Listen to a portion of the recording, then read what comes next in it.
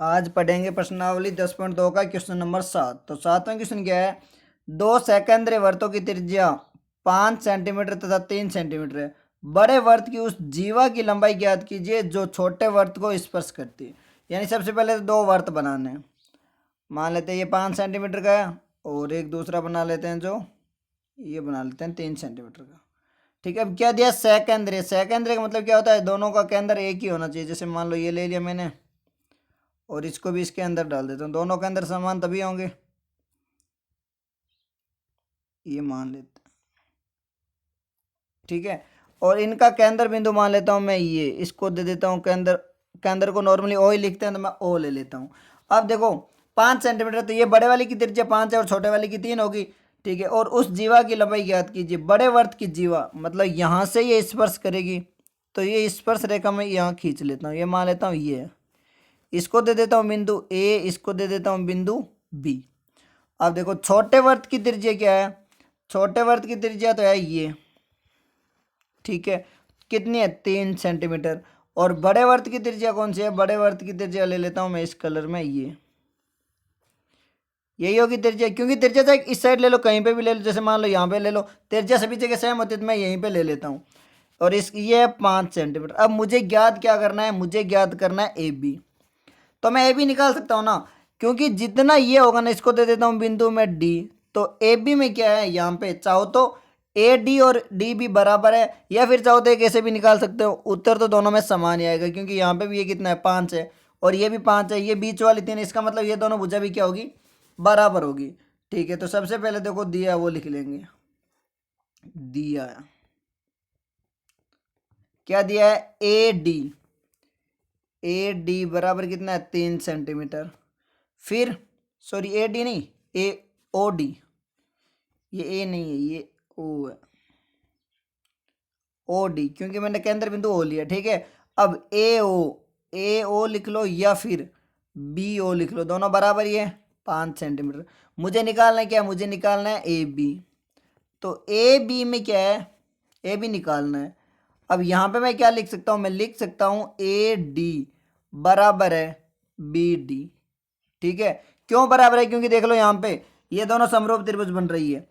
ये भुजा बराबर है, ये भी भुजा बराबर, ये कोण 90 डिग्री है, तो समरूपता भी सिद्ध कर सकते हैं। फिर ऐसे भी कर सकते हैं कि ये दोनों अगर 5 और 3 है तो ये भी बराबर होगी। नहीं तो अपन क्या कर लेंगे, दोनों अलग अलग दो बार त्रिभुज में पाइथागोरस प्रमेय लगा देंगे। और तो क्या है, ए बी बराबर मैं क्या लिख सकता हूँ, ये लिख सकता हूँ A D plus D B. इसको दे देता हूँ समीकरण 1। अब ठीक है, अब लगाते हैं पहले त्रिभुज ए ओ डी में, त्रिभुज ए ओ डी में पाइथागोरस प्रमेय से। ठीक है, एओडी क्या है, एओडी को मैं अलग से बना लेता हूँ। ऐसे बना लेता हूँ एक त्रिभुज, समकोण त्रिभुज है, ये मान लेता है। ऐसे ही है कुछ एओडी, ये कितनी है, 5 और ये है 3। यहाँ पे ए, यहाँ पे डी और यहाँ पे ओ, तो ये है 90 डिग्री। तो ये क्या होगा, कर्ण ना, यानी यहाँ पे होगा ए ओ स्क्वायर बराबर ओ डी स्क्वायर प्लस में ए डी स्क्वायर। क्योंकि ये कर्ण है तो कर्ण स्क्वायर बराबर क्या होता है, आधार स्क्वायर प्लस लंब स्क्वायर। अब ए ओ कितना है मेरा है 5, यानी 5 का स्क्वायर बराबर ओ डी कितना है 3, तो 3 का स्क्वायर प्लस ए डी का स्क्वायर। 5 का स्क्वायर कितना होता है, 5 का होता है 25, यानी 25 बराबर 3 का स्क्वायर हो गया 9 प्लस में ए डी स्क्वायर। अब देखो ये 25 इस साइड आएगा तो क्या, सॉरी 9 इस साइड आएगा तो क्या होगा, माइनस का, यानी 25 माइनस 9 बराबर में क्या है, ए डी स्क्वायर। यानी ये हो गया 16 बराबर में ए डी स्क्वायर। ठीक है, अब जब मैं यहाँ से स्क्वायर हटाऊंगा यहाँ पे क्या लग जाएगा, वर्गमूल, यानी ए डी बराबर हो गया वर्गमूल में 16। या फिर मैं क्या लिख सकता हूँ, ए डी बराबर 4 सेंटीमीटर। ठीक है, सेम इसी प्रकार क्या करेंगे, ऐसे लिख लो डायरेक्ट चाहो तो। इसी प्रकार त्रिभुज कौन सी, जो दूसरी वाली त्रिभुज है, दूसरी कौन सी है, ये डी ओ बी, ये वाली त्रिभुज D O D B O, ये वाली त्रिभुज है ना। तो मैं इसको बना लेता हूँ यहाँ पे, और उत्तर सेम ही आएगा। क्यों आएगा, क्योंकि यहाँ पे दोनों भुजा दोनों में क्या थी, समान थी ना। यानी ये है, ये है मेरा 3, ये है 5, ये है डी, ये बी और ये ओ। तो ये मुझे निकालना है। तो ये भी क्या होगा, ये भी हो जाएगा ओ बी स्क्वायर बराबर ओ डी स्क्वायर प्लस में बी डी स्क्वायर। ठीक है, तो ये क्या हो जाएगा, 5 का स्क्वायर बराबर 3 का स्क्वायर प्लस में बी डी स्क्वायर। जब दोनों समान है तो उत्तर तो इसका भी 4 आएगा, पर हम निकाल लेते हैं। ये हो गया 25 बराबर 9 प्लस में बी डी स्क्वायर। ये 9 इस साइड आएगा, क्या होगा 25 माइनस 9 यानी 16 बराबर बी डी का स्क्वायर। तो यहाँ से मैं क्या लिख सकता हूँ, बी डी बराबर रूट में 16, क्योंकि ये वर्गमूल हटेगा तो यहाँ पे क्या लग जाएगा, सॉरी ये वर्ग हटेगा तो यहाँ पे वर्गमूल, यानी यहाँ से मैं क्या लिख सकता हूँ, बी डी बराबर आ गया 4 सेंटीमीटर आ गया। अब मैं क्या करूँगा, बी डी और ए डी यानी ए डी व बी डी का मान समीकरण 1 में रखने पर बी डी कितना है 4, ए डी कितना है 4, और समीकरण 1 क्या है, समीकरण 1 है ये ए बी बराबर A D plus D B या बी डी कुछ भी। तो मुझे ए बी तो निकालना है क्योंकि यही क्या है, वर्त की जीवा है। क्वेश्चन में पूछा क्या है, ये देख लो, क्वेश्चन में क्या पूछा है, उस जीवा की लंबाई ज्ञात कीजिए जो छोटे वर्त को स्पर्श करती है। तो जीवा यही होगी। हाँ, आप इसको यहीं पे बना सकते हो, चाहे कहीं पे भी बना लो, पर मैंने नीचे बनाई है तो यही निकालूंगा। तो इसकी लंबाई क्या हो जाएगी, ए बी, और ए बी क्या है, A D plus D B, यानी ए बी का उत्तर क्या होगा 4 + 4 8, यानी ए बी बराबर 4 + 4। तो ए बी बराबर कितना हो गया 8 सेंटीमीटर, यानी बड़े वर्त की सब जो जीवा है उसकी लंबाई क्या है 8 सेंटीमीटर। तो जो दोनों वर्त मतलब छोटे वर्त को स्पर्श करती है। अब चलते हैं क्वेश्चन नंबर 8 पे। 8वें क्या है, एक वर्त के परिगत एक चतुर्भुज ए बी सी डी खींचा गया, देखिए आकृति 10.12। ठीक है, सिद्ध कीजिए, ये मुझे सिद्ध करना है क्या, A B plus C D बराबर A D plus B C. देखो, इसको सिद्ध करने से पहले थोड़ा सा परमेय 10.2 के बारे में पता होना चाहिए, जो मैं पहले ही बता चुका हूँ। परमेय 10.2 क्या कहता है, परमेय 10.2 कहता है, जैसे मान लो कोई वर्त है, मान लेता हूँ ये वर्त है, ठीक है। अगर मैं इस वर्त के किसी भी बिंदु से, मान लेता हूँ यहाँ पे एक बिंदु लेता हूँ, यहाँ से अगर मान लो मैं स्पर्श रेखा खींचूँ, ये यानी ये बिंदु P है, इसको मैं A ले लेता हूँ और इसको ले लेता हूँ B। तो परमेय 10.2 क्या कहता है, परमेय 10.2 से हम क्या लिख सकते हैं, हम लिख सकते हैं ए पी बराबर बी पी। यानी परमेय 10.2 क्या कहता है, परमेय 10.2 कहता है कि ए की बिंदु से खींची गई स्पर्श रेखा की लंबाई बराबर होती है, यानी ए की बिंदु से, और स्पर्श रेखा हमेशा बाह्य बिंदु से होती है, तो बाह्य बिंदु लिखने की जरूरत नहीं है क्योंकि बाहर से ही स्पर्श रेखा खींच सकते हैं। तो ए की बिंदु से खींची गई दोनों स्पर्श रेखा की लंबाई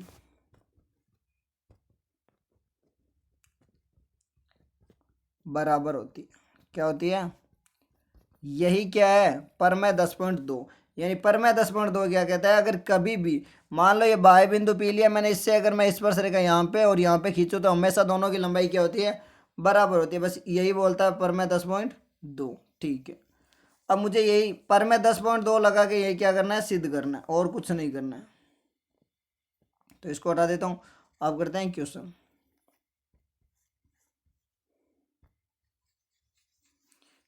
क्वेश्चन में क्या दिया है, क्वेश्चन में ये दिया है कि जो वर्त का बिंदु है वो दे रखे हैं मुझे सब कुछ, और बाह्य बिंदु भी सिद्ध दे रखे हैं, सिर्फ सिद्ध करना है। यानी ये दिया है कि एक वर्त है, उसके परिगत एक चतुर्भुज ए बी सी डी दिया हुआ है। अब देखो यहाँ पे अगर है ना, ध्यान से देखो, तो ये बाह्य बिंदु है और यहाँ से ए पी और ए एस क्या है, बराबर होगा ना। क्यों होगा, क्योंकि ये बाह्य बिंदु से क्या है, स्पर्श रेखा है। इसी प्रकार देखो, मैं सबको अलग अलग कलर में दिखा देता हूँ, ये बी पी और क्यू बी, ये भी क्या है स्पर्श रेखा, यानी ये दोनों भी क्या है, बराबर है। इसी प्रकार सी आर और ये भी क्या होगी, मेरी बराबर होगी, क्योंकि इस बिंदु से ये दोनों क्या है स्पर्श रेखा। और इसी प्रकार मान लेते हैं ये डी आर और ये, यानी चारों को अलग अलग कलर से दिखा दी, ये चारों हमेशा क्या है, बराबर ही होगी ना। क्योंकि मान लो अगर जैसे है कि ये है मेरा वर्त, ठीक है, और ये वाला है बिंदु डी, ठीक है, अगर मैं यहाँ से एक यहाँ खींच रहा हूँ, एक यहाँ खींच रहा हूँ, दोनों बराबर होंगे ना। यानी ये जो अलग अलग कलर में मैंने दिखाया ये सभी क्या है, ये सभी बराबर है। और क्यों है, क्योंकि परमेय 10.2 यही कहता है। तो मैं क्या लिखूंगा, मैं लिखूंगा परमेय 10.2 से, परमेय 10.2 से डायरेक्ट लिख सकते हो, या फिर ब्रैकेट में कारण लिख सकते हो कि एक ही बिंदु से स्पर्श रेखा की लंबाई क्या होती है, बराबर होती है। तो सबसे पहले मैं क्या लिखूंगा, ए पी और ए एस बराबर है, क्या है, ए पी बराबर है ए एस, इसको दे देता हूं समीकरण 1, ठीक है। अब इसी प्रकार सभी में यही लिखेंगे, इसी प्रकार का मतलब क्या है, सभी में परमेय 10.2 लगा रहे हैं। यहाँ पे देखो ए पी और एस बराबर है, इसी प्रकार ये दोनों कलर वाली बराबर है, यानी क्या बराबर है, बी पी, बी पी बराबर क्या है, बी क्यू, ठीक है। यानी ये और ये दोनों क्या है, बराबर, ये वाली और ये वाली बराबर थी। अब देखो इसी प्रकार ये दोनों भी तो क्या है, बराबर है, ये और ये, यानी इसको 3 नंबर दे देता हूँ। और तो क्या है, एक लाइन का मतलब है एक लाइन वाली 1 के बराबर, 2 वाली 2 के बराबर, 3 वाली 3 के बराबर। यानी मैं क्या लिख सकता हूँ, सी आर, सी आर बराबर किसके, सी आर किसके बराबर है, सी क्यू के। और इसी प्रकार ये वाली, इसको 4 लाइन दे देता हूँ, अलग अलग कलर से भी दिखाई दे और अलग अलग लाइन। एक नंबर लाइन है जो 1 के बराबर है, 2 वाली 2 के, 3 वाली 3 के, और 4 वाली 4 के बराबर है। अब मैं क्या लिख सकता हूँ, मैं यहाँ से लिख सकता हूँ, क्या होगी, सी आर होगी, ये लास्ट बची, ये क्या है, सी आर बराबर सी क्यू लिख दिया। फिर मेरी बची डी एस और ए एस, डी आर और ए एस, हाँ ठीक है। अब 4 वाली बराबर है, मतलब रेड कलर वाली, तो रेड कलर वाली क्या है, डी आर, डी आर किसके बराबर है, डी एस के। यानी इसको समीकरण 1 दे दी, इसको 2 दे दूं, इसको 3 दे दूं, और इसको समीकरण नंबर 4। बस कुछ नहीं, क्या करना है फिर बता रहा हूँ, एक बार और देख लो। इसमें क्या है, ये मान लेते हैं एक वर्त है, इसमें 4 बाह्य बिंदु है, चारों बिंदु से 4 स्पर्श रेखा खींची है ना, तो ये सभी लंबाइयाँ बराबर होगी। क्यों होगी, परमेय 10.2 से, क्योंकि परमेय 10.2 क्या कहता है, परमेय 10.2 यही कहता है कि एक बाह्य बिंदु से जब स्पर्श रेखा खींचते हैं तो वो सभी क्या होती है, बराबर लंबाई की होती है, बस यही कहता है। अब हम क्या करेंगे, समीकरण को जोड़ेंगे, क्या करेंगे, समीकरण 1 2 3 व समीकरण 4 जोड़ने पर समीकरण को कैसे जोड़ते हैं, समीकरण हमेशा दाएं पक्ष वाला दाएं साइड और बाएं पक्ष वाला बाएं साइड, यानी एलएचएस एक साइड जोड़ते हैं और आरएचएस एक साइड। तो इसमें ये सब एक साइड जोड़ेंगे, ये A P B P C R और डी आर, इनको एक साइड जोड़ लेता हूँ, A P plus B P plus में सी आर प्लस में डी आर, ठीक है, यहाँ तक हो गया बराबर। अब आर एच एस वाला एक साइड क्या है, A S plus B Q plus में सी क्यू प्लस में डी एस। अब देखो यहाँ पे क्या है, ए पी और बी पी इन दोनों में कॉमन है ना, पी, मतलब ए पी और बी पी मिलकर कुछ बना रहे हैं। इसी प्रकार सी आर और डी आर भी मिला रहे हैं। अब यहाँ पे ए एस है, तो ए एस के साथ डी एस यहाँ लिखा है, मैं इसको यहाँ पास में लिख सकता हूँ। यानी अगर मैं इनको थोड़ा सा आगे पीछे करके लिखूँ ना, क्योंकि आगे पीछे करने से कोई फर्क नहीं पड़ रहा, ए पी प्लस पी भी लिख सकता हूँ मैं, बी पी को पी भी। इसी प्रकार सी आर प्लस में क्या लिख सकता हूँ, आर डी बराबर ए एस। तो ए एस एस यहाँ पे इसके साथ मैं इसको आगे ले आता हूँ, क्या लिख दूँ, एस डी प्लस में बी क्यू प्लस में क्यू सी। अब देखो ए पी और बी पी मिलके क्या बनाएंगे, ए बी। यहाँ पे देख लो ए पी यानी ये ए पी ये और बी पी ये पूरा क्या मिला रहे हैं, ए बी। इसी प्रकार देखो और क्या है, सी आर और डी आर, यानी सी आर यहाँ पे देखो, सी आर ये, सॉरी सी आर है ये वाला, सी आर ये और डी आर ये दोनों मिलके क्या बना रहे हैं, सी डी। इसी प्रकार बी क्यू और सी क्यू क्या मिलाएंगे, बी सी, और ए एस और डी एस क्या मिलाएंगे, ए डी। तो ये सब मिला रहे हैं ना, मतलब बार जो बीच में कॉमन है उसको हटा के मैं सीधा लिख सकता हूँ, यानी इसको क्या लिख सकता हूँ, ए पी और बी पी मिलके क्या बना रहे हैं, A B plus C R और आर डी क्या मिलाएंगे, सी डी बराबर। इसी प्रकार ए एस और एस डी मिलके क्या बना रहे हैं, ए डी, और बी क्यू और क्यू सी क्या बना रहे हैं, बी सी। ये डायग्राम में दिया हुआ है, मैं नहीं लिख रहा हूँ, देख सकते हो आप डायग्राम में चाहो तो। जैसे ए एस और एस डी क्या है, ए एस और एस डी, तो कहाँ पे ए एस है ये वाला मेरा यहाँ तक, और एस डी कहाँ है यहाँ तक, ये पूरा मिलके क्या बना रहे हैं, ए डी तो बना रहे हैं। और मुझे सिद्ध क्या करना था, सिद्ध करना था A B plus C D बराबर में क्या है, A D plus B C, और यही मेरा उत्तर आ रहा है। A B plus C D बराबर में क्या है A D plus B C, यही सिद्ध करना था। यानी क्या लिखूंगा, हैंस प्रूव। अब देखो ये है क्वेश्चन नंबर 8। तो अब हम क्या करेंगे, 11वां क्वेश्चन पढ़ेंगे, क्योंकि 11वां और 8वां सेम शायद थोड़ा सा चेंज है, क्योंकि 11वां भी मुझे क्या करना है, यहाँ तक तो करना है। मान लो मैं इसको दे दूँ समीकरण 1, ठीक है, या फिर इसको समीकरण 1 नहीं देते, यहाँ तक तो 11वां में करना ही करना है। तो अब पढ़ते हैं क्वेश्चन नंबर 11। 11वां क्या, सिद्ध कीजिए किसी चतुर्वर्त के परिगत समांतर चतुर्भुज समचतुर्भुज होता है। यानी ये मान लो एक वर्त है, इस पे इसने क्या दिया, वहां पे सिर्फ चतुर्भुज दिया, जबकि यहाँ पे इसने क्या लिया, समांतर चतुर्भुज। मान लेता हूं मैं ऐसे ही सेम, यानी इसको यहाँ ले देता हूँ और इसको यहाँ मिला देता हूँ। बस इसमें थोड़ा सा चेंज है, ये चेंज किया, यहाँ पे ये दिया हुआ है कि जो चतुर्भुज है वो क्या है, समांतर। यानी अगर मैं यहाँ पे लिखूँ ए, यहाँ पे बी, यहाँ पे सी और यहाँ पे डी, ठीक है। इसी प्रकार पिछले क्वेश्चन में क्या था, क्योंकि डायग्राम एक बार सेम ही ले लेता हूँ, सिर्फ पॉइंट ही तो चेंज करना है, ताकि पॉइंट चेंज नहीं करूँगा ना, ये फ़ायदा होगा। यहाँ पे पी क्यू आर एस है ना, तो क्या लिख लेता हूँ, ये है बिंदु पी, पी ये वाला है क्यू, ये वाला है आर और ये वाला क्या है एस। तो यहाँ पे देखो सबसे पहले क्या दिया है, वर्त के समांतर चतुर्भुज। कौन सा, समांतर चतुर्भुज, यानी दिया है। मैं क्या लिखूंगा यहाँ पे, दिया है, क्या दिया है, समांतर चतुर्भुज। क्या होता है, समांतर चतुर्भुज का मतलब होता है आमने सामने की भुजा बराबर, यानी ये वाली भुजा कौन सी, ए बी और सी डी मेरी क्या है बराबर। इसी प्रकार बी सी और ए पी क्या है बराबर है, यानी रेड कलर वाली रेड के बराबर और ये ग्रीन वाली ग्रीन के बराबर है, ये ध्यान रखना। तो मैं क्या लिखूंगा, यहाँ पे दिया है ए बी बराबर में क्या दिया, सी डी, समीकरण नंबर 1। इसी प्रकार बी सी बराबर क्या दिया है, बी सी के बराबर दिया है ए डी, समीकरण नंबर 2, ठीक है। अब मैंने 8वें क्वेश्चन में क्या सिद्ध किया था, ये देखो, ये वाला लास्ट में 8वां मैंने क्या सिद्ध किया है, मैंने सिद्ध किया है A B plus C D बराबर है A D plus B C, यानी ए बी और सी डी, ए बी और सी डी क्या, आमने सामने वाली भुजा, ए बी और सी डी आमने सामने वाली भुजा, यानी आमने सामने वाली भुजाओं का योग क्या है बराबर है। तो सेम क्या करेंगे, ये पूरा का पूरा इसमें लिखेंगे, जितना ये लिखा है ना उतना सेम 8वें में लिखेंगे, 11वें में वो तो पूरा लिखेंगे, मतलब यहाँ से शुरू होएंगे, जो मैंने करवाया था वो पूरा। उसके बाद लास्ट में क्या लिखेंगे, लास्ट में देखो इसमें क्या आया था, इसमें आया था ए बी प्लस में सी डी बराबर क्या आया था, ये वाली भुजा दोनों आमने सामने की, B C plus A D.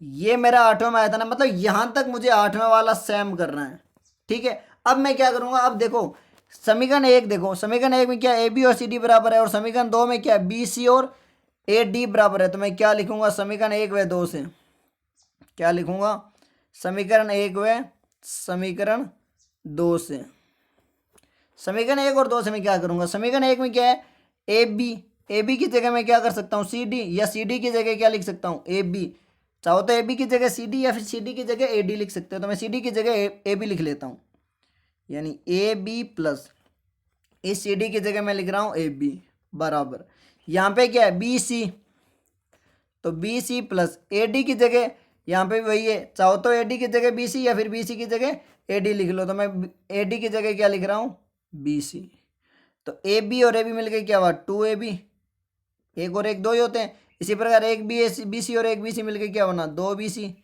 यानी यहाँ से मैं क्या लिख सकता हूँ, यहाँ से मैं लिख सकता हूँ ए बी बराबर बी सी, इसको दे देता हूँ समीकरण 3। अब देखो समीकरण 1, 2 और 3 से, समीकरण 1 में क्या कह रहा है ए बी सी डी के बराबर है, और समीकरण 3 क्या कह रही है ए बी बी सी के बराबर है, यानी इन तीनों को मिलाऊंगा, क्या करूँगा समीकरण 1 व समीकरण 3 से, एक बार ऐसे कर लेते हैं। तो समीकरण 1 क्या कहता है, समीकरण 1 कहता है ए बी, यानी ए बी मेरा किसके बराबर है सी डी के, और समीकरण 3 क्या कह रहा है ये ए बी किसके बराबर है बी सी के, यानी ये बी सी के भी बराबर है, यानी ए बी बराबर है सी डी के, और सी डी किसके बराबर है बी सी के, इसको मान लो देते थे समीकरण 4। अब देखो समीकरण 2 और 4 से, समीकरण 2 क्या कहता है, समीकरण 2 कह रहा है कि बी सी है मेरा ए डी के बराबर, तो बी सी के बराबर में क्या लिख सकता हूँ ए डी, यानी यहाँ पे क्या लिख दूंगा समीकरण 2 व समीकरण 4 से। आप चाहो तो समीकरण 1 2 3 से ही हो सकता था, लेकिन और ज़्यादा एक्सप्लेन करने के लिए चौथा और कर लेते हैं। तो यहाँ पे क्या दिया, मुझे दिया ए बी किसके बराबर है, सी डी के। सी डी किसके बराबर है, बी सी के। और बी सी किसके बराबर है, बी सी समीकरण 2 में बताया है किसके बराबर, ए डी के। ये रहा बी सी दिया हुआ है समीकरण ए डी के बराबर 2 में। तो बी सी किसके बराबर है, बी सी है मेरा ए डी के बराबर। यानी इन चारों में क्या है, बराबर का चिन्ह लगा है। यानी ए बी बी सी के बराबर भी है, सी डी के बराबर भी है और ए डी के। यानी चारों भुजा क्या है, बराबर। और अगर चारों भुजा बराबर है इसका मतलब क्या है, इसका मतलब है ए बी सी डी एक समचतुर्भुज है। ठीक है, ध्यान रखना। तो ये बी सी डी एक समचतुर्भुज है। तो 8वां और 11वां सेम था, इसलिए मैंने क्या किया, 8वां पूरा समझा दिया। और जो 8वां वाला जितना पोर्शन 11वें में ना, वो मैंने यहाँ नहीं लिखवाया। मतलब यहाँ पे क्या करना है, पूरा पूरा 8वां जो 8वें में करवाया यहाँ तक करवाया, मतलब पूरा 8वां है, इसके बाद 11वां शुरू हो रहा है। यानी 8वें में ये 2 समीकरण नहीं, बस 8वें में ये समीकरण नहीं है, तो ये 2 समीकरण नहीं है, बाकी पूरा पहले 8वां लिखना है, उसके बाद यहाँ से शुरू होता है 11वां उत्तर। ठीक है।